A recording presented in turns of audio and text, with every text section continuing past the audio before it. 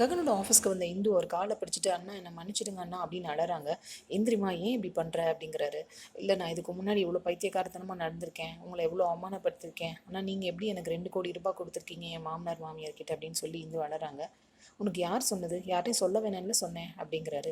இந்து கேட்குறாங்க, என் மேலே உங்களுக்கு கோபமே இல்லையா அண்ணா அப்படின்னு. எதுக்குமா அவன் மேலே கோபம் வரணும், எனக்கு யார் மேலேயும் கோபம் கிடையாது உங்கள் அப்பாவை தவிர அப்படிங்கிறாரு ககன். இதெல்லாம் பார்த்துட்டே இருந்த பூமி இந்து போனதுக்கப்புறம் ஓடி வந்து ககனை ஹக் பண்ணிக்கிறாங்க.